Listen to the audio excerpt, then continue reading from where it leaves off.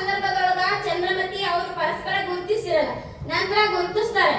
ಆದ್ರ ಅವಾಗ ಹರಿಶ್ಚಂದ್ರ ಸ್ವತಃ ತನ್ನ ಮಗನಾದ್ರೂ ಕೂಡ ಚಂದ್ರಮತಿ ಹತ್ತಕ್ಕ ಸ್ಮಶಾನದ ತೆರಿಗೆ ಕಟ್ಟಕ್ ಹಣ ಇರಂಗಿಲ್ಲ. ಆ ಸಂದರ್ಭದಲ್ಲೂ ಕೂಡ ಸತ್ಯ ಹರಿಶ್ಚಂದ್ರನ ಒಂದು ಸತ್ಯ ತಿಳಿತದ ಮತ್ತು ಈ ಸಂದರ್ಭದಲ್ಲಿ ತ್ರಿಮೂರ್ತಿಗಳ ಆಗಮನ ಆಗ್ತದ. ಈ ಒಂದು ಸನ್ನಿವೇಶವನ್ನ ಈ ಏಕಪಾತ್ರ ಅಭಿನಯದಲ್ಲಿ ನೋಡೋಣ.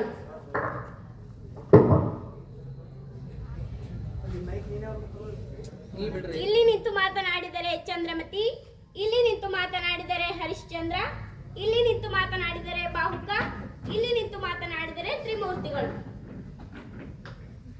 ಅಯ್ಯೋ ಮಡಿದೆಯಾ ಕಂದ ಲೋಹಿತಾಶ್ವ, ಮಡಿದೆಯಾ, ನಿನ್ನೊಡನೆ ಮಾತನಾಡುವ ಈ ನಾಲಿಗೆ ಬಿದ್ದು ಹೋಯಿತೆ ಕಂದ. ನಿನ್ನ ನೋಡುತ್ತಿರುವ ಈ ಕಣ್ಣುಗಳು ಮುಳ್ಳಾದವು. ಹಾಲುಣಿಸಿ ಪ್ರೀತಿ ತೋರಿಸಿದ ಈ ಕೈಗಳಿಂದಲೇ ನಿನಗೆ ಬೆಂಕಿ ಹಚ್ಚಬೇಕಾಯಿತೆ.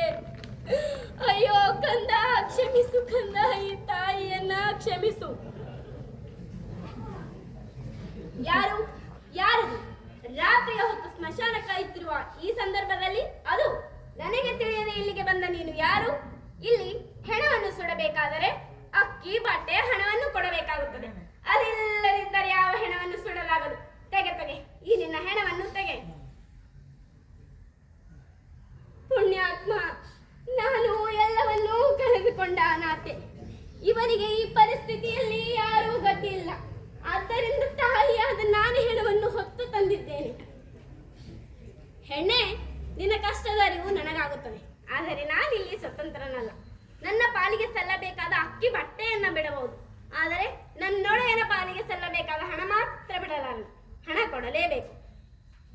ಈ ನಿನ್ನ ಹೆಣವನ್ನು ಇಲ್ಲಿಂದ ಎಲ್ಲಾದರೂ ತೆಗೆದುಕೊಂಡು ಹೋಗು ತಾಯಿ.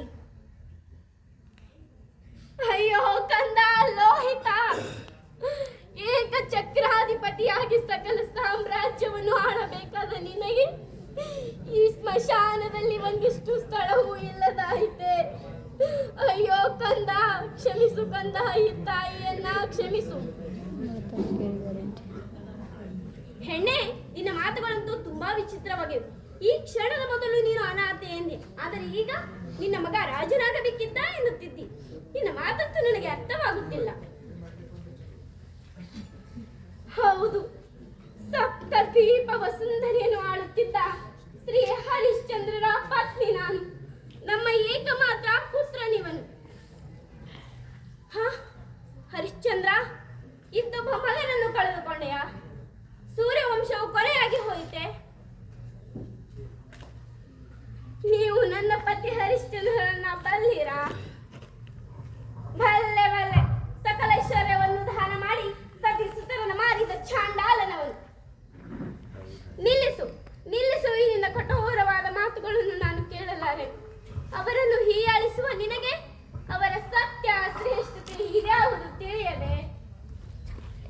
ಸರಿ ಸರಿ, ಹರಿಶ್ಚಂದ್ರನ ಸತಿಯಾಗಿದ್ದ ಮೇಲೆ ಸ್ಮಶಾನದ ತೆರಿಗೆಯನ್ನು ಕಟ್ಟಲಾದಷ್ಟೇನು ನಿರ್ಗತಿಗಳಲ್ಲ. ಹೋಗು, ನಿನ್ನೊಡೆಯನಲ್ಲಿ ಕೇಳಿ ಹಣವನ್ನು ತೆಗೆದುಕೊಂಡು ಬಾ.